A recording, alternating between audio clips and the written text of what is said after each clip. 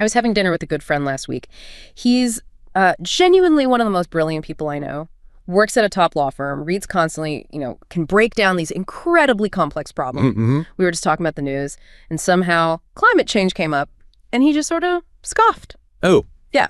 Then, totally serious, he tells me he thinks the whole thing is a hoax. A complete... Not just, exaggerated, but a coordinated fabrication by Chinese companies trying to corner the solar panel market. I mean, I just sat there. Oh. This wasn't, some random uncle forwarding a crazy email. This was a sharp, analytical person laying out this theory that's just factually, demonstrably nonsense. Right. And he's not the only one. Another friend, she's literally in medical research, deeply convinced mRNA vaccines will permanently rewrite your DNA. Oof, yeah, that one comes up a lot. It's profoundly unsettling. These are not dumb people. They're smart, educated, successful. And yet, they hold these ideas that completely fall apart under, the slightest scrutiny. It really forced me to ask this question I think we all kind of avoid. If intelligence and, access to information don't protect us from believing, demonstrably false ideas, what does? That really is the million-dollar question, isn't it? It's the paradox of modern knowledge. Mm-hmm. And it's the question behavioral science is really digging into now. The critical finding, the thing that keeps coming up in the research, it's that the determinant of belief often isn't intellectual horsepower. It's not even really access to facts. So what is it then? Instead, belief seems fundamentally driven by this deep psychological mechanism. We call it identity protection. Identity protection, okay. Yeah, it's all about maintaining your status, your perceived competence, your values within a social group, keeping your place. Wow, okay. That totally shifts the battleground, doesn't it? It does. If our goal isn't just accuracy, but social preservation, then the conflict isn't really true versus false. It's fact versus belonging. Precise. That makes perfect sense of the educated skeptic, like my friend. Exactly. If you're highly intelligent, you're actually, better equipped to weave complex justifications for whatever conclusion your group wants or needs. So you're not less vulnerable. Yeah. You're just better armed for the fight, the defensive fight. You got it. Better armed. Okay.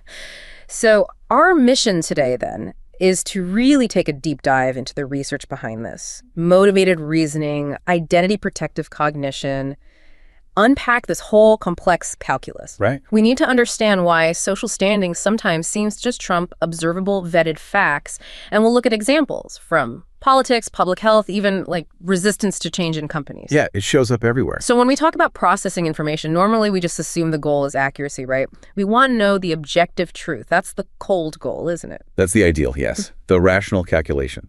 But motivated reasoning, or MR, it kind of encompasses the whole mental process we use for evaluating and integrating new stuff. Yep. You have that cold goal, accuracy, which is really only constrained by, the evidence and logic probability. Mm-hmm. But most of the time, especially on contentious issues, we engage the hot motivation. And that's driven by a directional goal. A directional goal, meaning? Meaning a specific desired conclusion you want the information to support. You're aiming for a particular outcome in your reasoning. Okay, but, if I want to believe I can fly, I can't just decide that's true, right? So how constrained is this directional goal? There have to be limits. Oh, absolutely. It's heavily constrained by plausibility. Yeah. You can't just invent facts out of thin air. That doesn't usually work. Right. But the motivation, that directional goal, it dictates which cognitive tools you pull out of the toolbox to justify the conclusion you want. Ah, okay. You stop looking for reasons why your belief might be wrong, and you start selectively searching. Right. Looking for evidence or arguments or interpretations that make your desired conclusion seem plausible, justifiable. And the smarter you are. The better you are at that selective search, you can find more sophisticated justifications. Got it.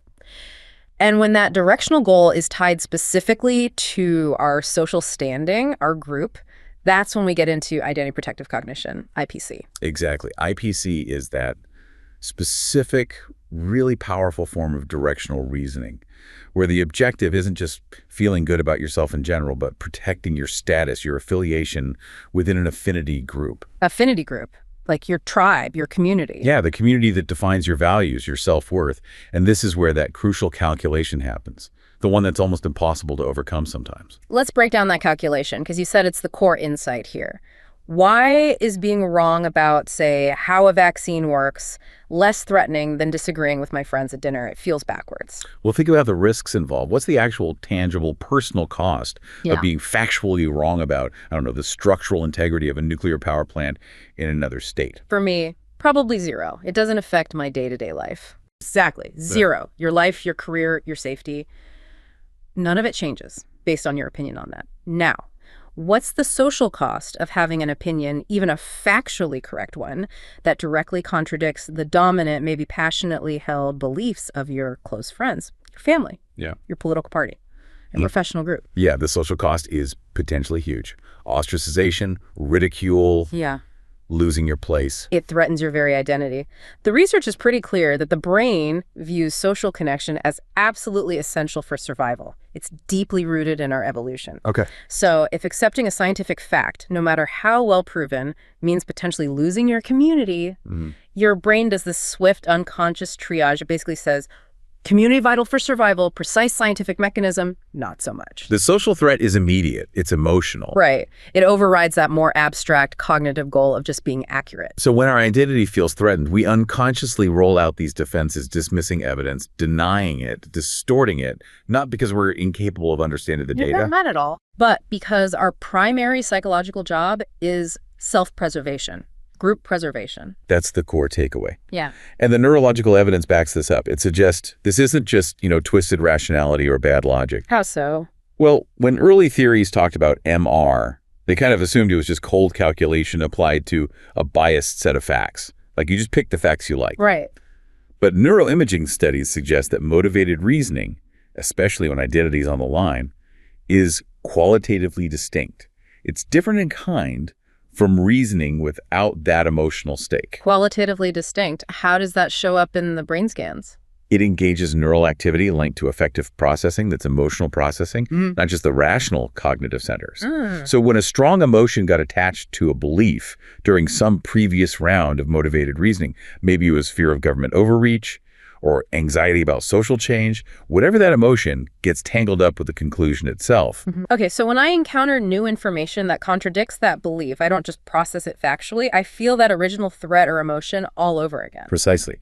The contradictory information triggers the emotion to reoccur, creating these negative neural pathways that actually further cement the motivated belief. It reinforces it emotionally. Wow. This is the mechanism sometimes called affective contagion.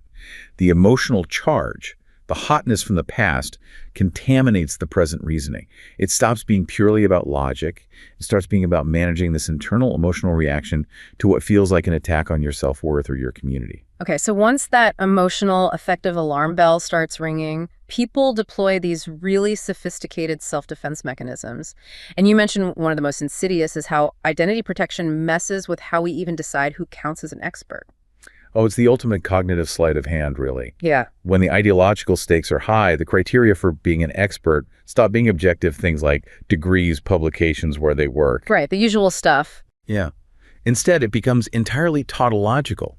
An expert is simply a scholarly individual who happens to agree with my group's conclusion. The research you mentioned had a great illustration of this, didn't it?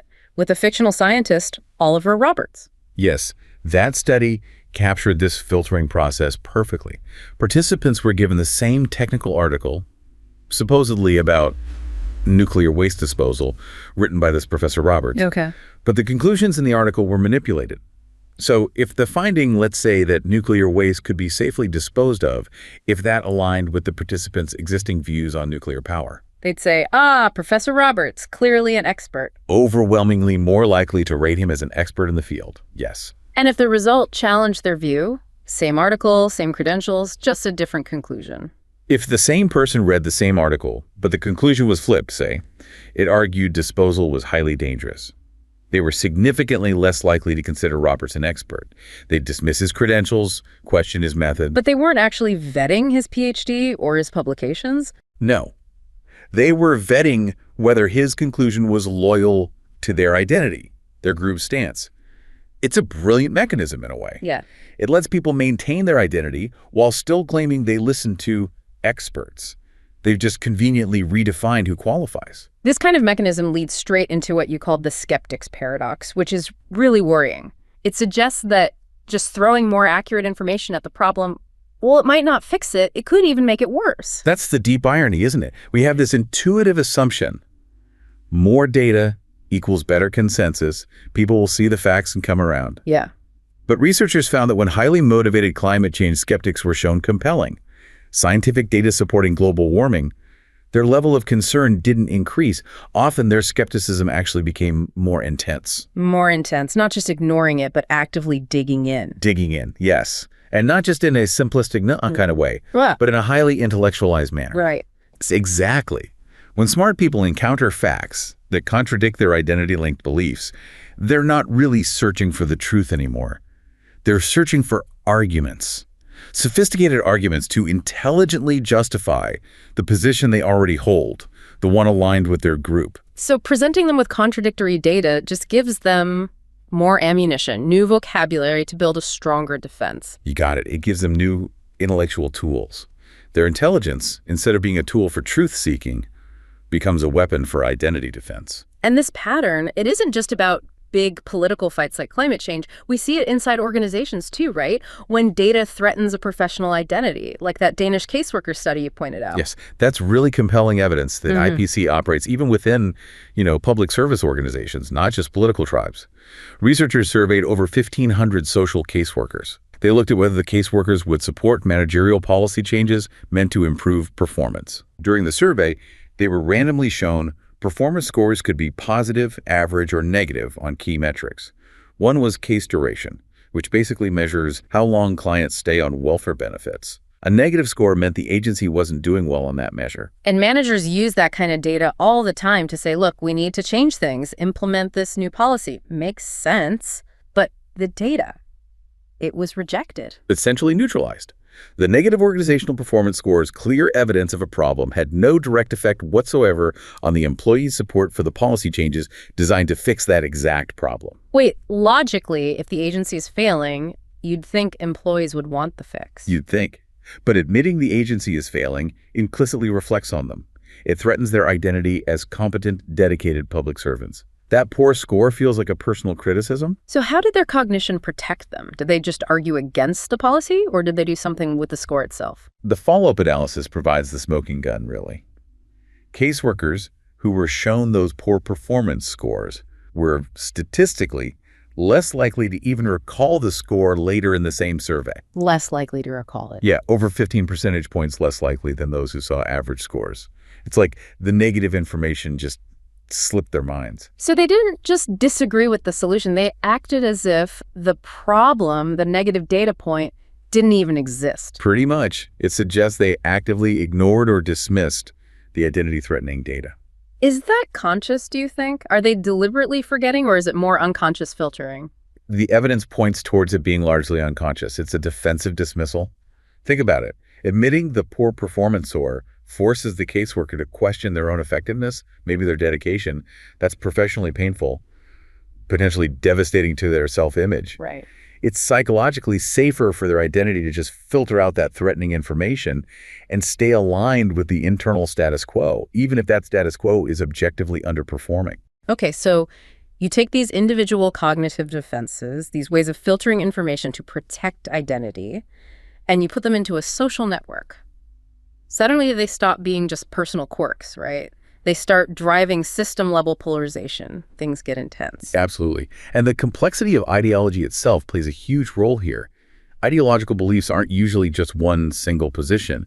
They're these multi-dimensional systems, webs of interconnected ideas, social, political, cultural things all linked together. Which makes the whole system feel stronger, more robust. Exactly. It provides this strong cognitive scaffolding supporting the entire belief system.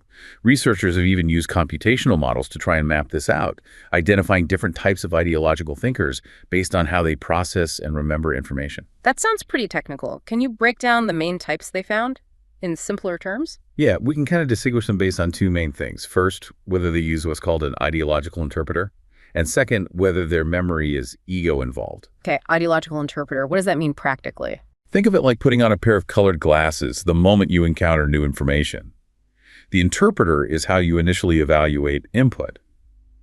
An ideological interpreter instantly filters and spins that new information to make it fit your existing belief system. Okay, so it's biased from the get-go. Right.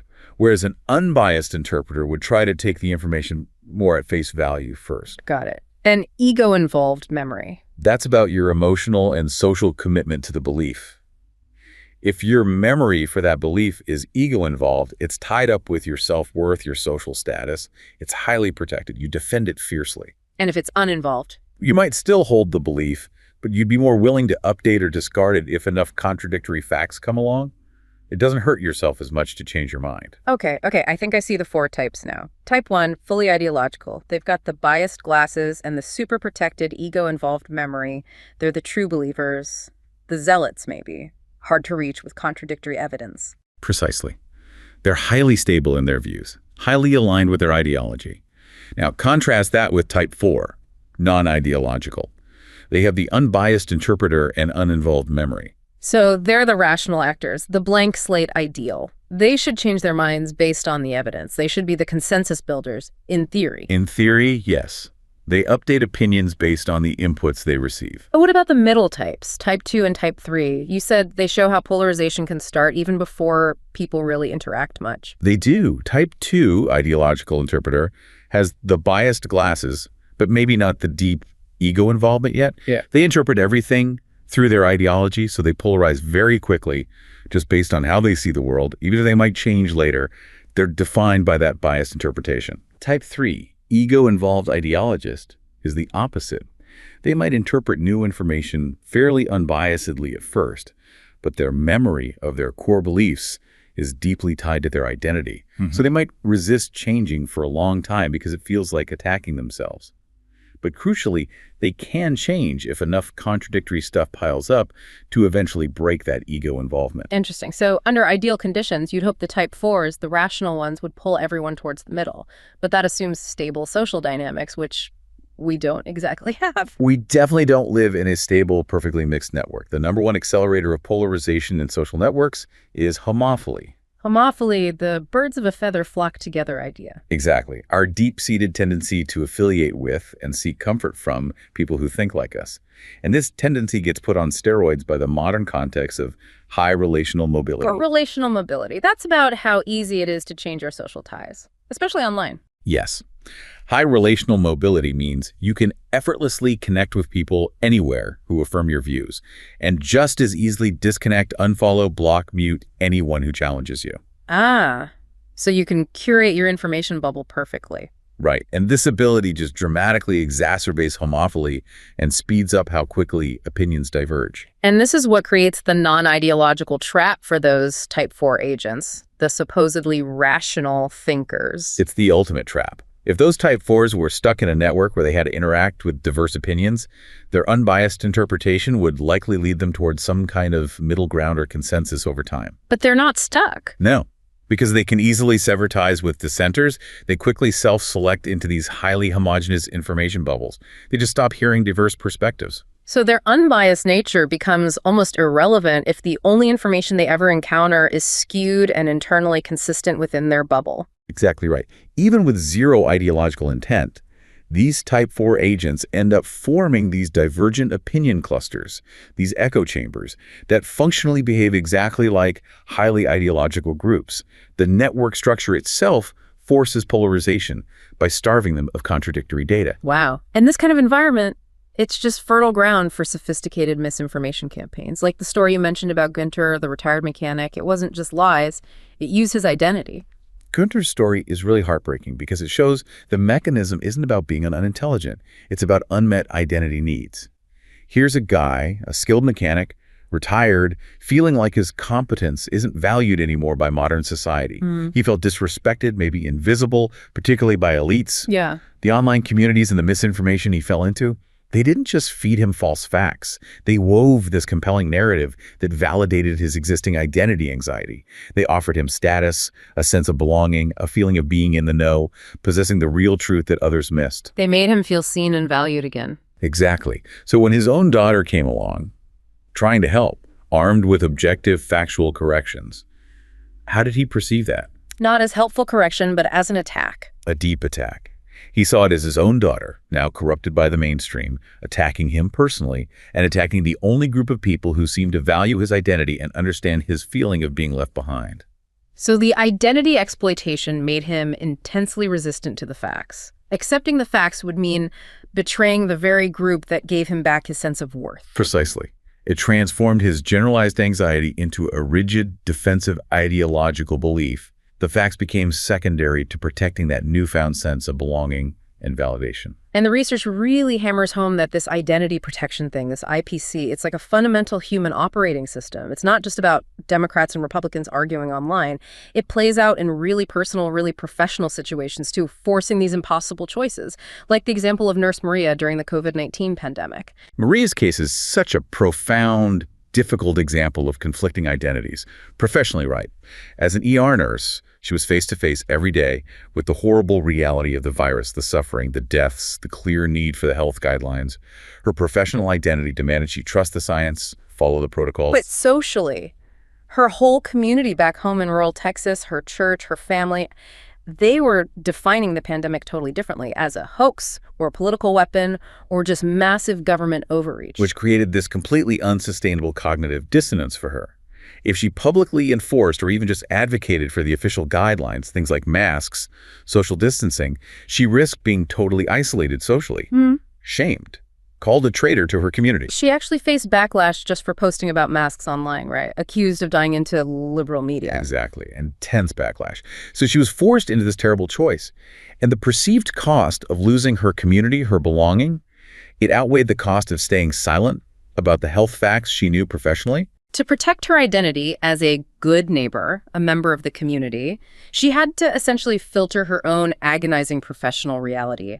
She had to stay quiet about the official guidelines in her personal life. Precisely. It wasn't a failure to understand the science, not at all. It was an overriding commitment to social survival within her core group. And the broader data from that period, it just confirms how powerfully political identity shaped people's perceived reality of the pandemic.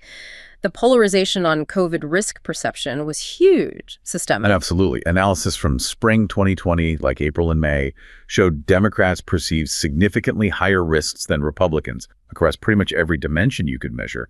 Risk of getting infected, risk of hospitalization, dying, even financial harm from the pandemic. Where was the divide sharpest? What stood out? The sharpest divide was probably in policy preferences. Democrats were found to be something like 6 times more likely than Republicans to be worried that state governments would lift economic restrictions too quickly. 6 times? That's not just a small difference in interpreting data. No, it reflects a fundamental difference in underlying values being prioritized, maybe collective responsibility versus individual liberty. And that value difference was driving the policy position, which then likely shaped how they view the risk data too. And even simple protective behaviors like wearing a mask, which you might think would be purely rational health choices. Yeah. They followed strict identity lines. Yep. We saw Democrats were, 1.76 times more likely to report wearing a mask regularly. Right. The act of wearing a mask very quickly stopped being just about health and became this highly politicized symbol. For one group, it signaled compliance with science, community care, maybe professional responsibility. Yeah. For the other, it became a symbol of resistance against perceived government overreach, a defense of their individual liberty identity. The choice became social and political, not just medical. And shifting gears to the corporate world, this same identity protection mechanism can lead to huge financial mistakes, right? Like the story of manager David at that legacy retail company, he had data showing their main product was basically obsolete. David's analysis was solid, apparently. The data showed the flagship product line was failing, the core customer base had aged out, moved on. The rational cold cognition response would have been clear. Pivot. Adopt the new market strategy he was proposing. But the veteran executives, they pushed back hard, dismissed his analytics, saying it, what was the phrase? It lacked soul. Lacked soul. Yeah. That phrase right there, that's the classic identity protective shield, isn't it? Totally. Because the data wasn't just challenging the product, it was challenging the executive's core professional identity. Their whole careers were built on this self-image of being gut instinct merchants. People who succeeded based on intuition, on understanding the brand's heritage, on knowing the customer in a way no spreadsheet ever could. So accepting David's data meant admitting their gut was wrong, that their intuition was obsolete, that maybe they were becoming obsolete. Exactly. And the social and psychological cost of that admission, The loss of status, the threat to their self-worth within their executive peer group felt higher, more threatening than the ongoing financial cost of pouring money into a failing product line. So they chose to protect the group narrative, their personal identities as these savvy brand stewards, over making a necessary data-driven organizational change, even if it hurt the company. It seems so. The identity threat trumped the business logic. That insight from the Danish caseworker study, the fact that negative performance data just had zero effect on their support for change, that has really profound implications, doesn't it, for how governments, big organizations try to manage performance. It basically says the data itself isn't enough. It really highlights a structural flaw in that common assumption that just showing people the facts about a deficit will automatically create the motivation needed for change. It often doesn't. And this leads directly to what researchers sometimes call the Matthew effect in public administration. The Matthew effect, like to those who have, more will be given. That idea applied to performance management. Exactly that. The research shows that high performance scores actually make frontline employees more likely to support new managerial policy changes. Oh, interesting. Why? Well, positive data validates their work. It makes them feel competent, successful. It probably increases their perception of the manager's legitimacy, too. See, they know what they're doing, we're succeeding. So they become more receptive to further improvement initiatives proposed by those managers. Okay, so success breeds willingness to change more. But conversely, the struggling organizations, the ones producing the negative data, that data gets immediately rejected because of IPC. So they find it almost impossible to implement the very fixes they desperately need. That's the cruel paradox. Performance information used in this straightforward way might actually amplify the gap between high and low performing organizations.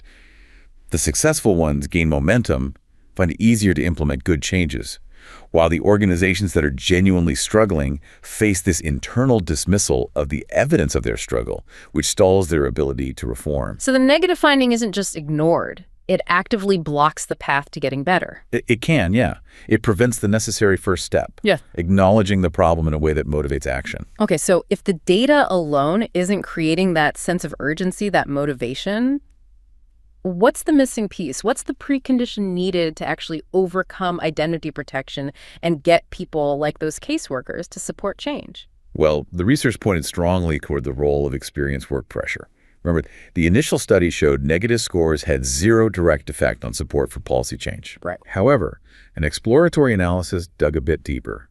It found that high levels of experienced work pressure, meaning the caseworker's own self-reported feeling of having too much work, not being able to do everything well enough, that significantly moderated the results. It changed the whole picture. Pressure. So feeling overwhelmed or stressed. That's the necessary catalyst. It seems pressure creates that required sense of dissatisfaction, that urgency about the status quo. If the job feels high pressure, unmanageable, the caseworkers are likely already feeling like something needs to change. They're looking for relief, maybe justification for doing things differently. Okay. So then when the performance score arrives, whether it's positive or negative in this high pressure context, they're actually receptive to it. It becomes a valid argument for action, for change, rather than just a threat. So the data only becomes persuasive if the employee is already feeling the pain, already stressed, and looking for an external reason or leverage to justify changing their routine or the system. What happened specifically with the caseworkers who felt high pressure? They were significantly more likely to support the policy initiatives after seeing both positive and negative performance scores. The pressure seemed to have already broken down that reflexive identity defense. Interesting. Now, the performance score wasn't primarily a threat to their identity as a competent public servant. It was potentially a tool they could use to argue for a necessary structural change to maybe reduce that pressure they were feeling. Okay, that makes sense. So given this deep understanding of identity protection and the role of pressure, how should a manager in a struggling public agency actually strategize? If they know just presenting the bad numbers will probably lead to them being ignored or rejected, what's the smart tactical move? The research suggests a strategy focused on mitigating the identity threat first. Public organizations, maybe more than private companies, often have multiple performance goals, right? Sometimes they even conflict efficiency versus fairness versus quality, for example. Yeah, definitely. So instead of just hammering home the poor indicators, the ones that are likely to trigger IPC, the manager could strategically focus first on highlighting indicators where the team or agency actually excels. Okay, so if case duration stats are bad, Maybe they focus on high client satisfaction scores or fairness metrics, if those are good. Why does that help? Because by celebrating the metrics they succeed on, the manager reinforces the employee's core identity as competent, valuable, trustworthy public servants. It shores up their sense of professional worth first. Right. It makes them feel safer psychologically. Exactly. Once that identity feels secure, less under threat, the employees are statistically more likely to grant the manager legitimacy and support for tackling other issues. They might then be more open to hearing about and addressing the areas needing improvement, the previously threatening negative data. It's like a necessary psychological maneuver around the brain's deeply ingrained defensive system. We started this deep dive asking why. Why do some of the smartest, most well-educated people we know cling so tightly to ideas that are demonstrably untrue? And the research seems to suggest pretty clearly, our ability to change our mind based on evidence isn't really a question of cognitive horsepower, is it? It's more about social security. And that really seems to be the crux of it. When the facts conflict with our tribe, with our belonging, our brain's prime directive often becomes protecting our social identity, even over the goal of finding objective accuracy. That is the overarching conclusion, I think. The battle for belief, so often, isn't won in the intellect. It's won or lost in the community, in the need to belong. When you see smart people adhering rigidly to beliefs that seem utterly illogical to an outsider, whether it's a complex political conspiracy theory or executives dismissing clear corporate data, it usually reflects a deep, fundamental commitment to belonging, to maintaining status within their crucial affinity group. It's less a failure of rationality itself and more a reflection of what the brain prioritizes for survival.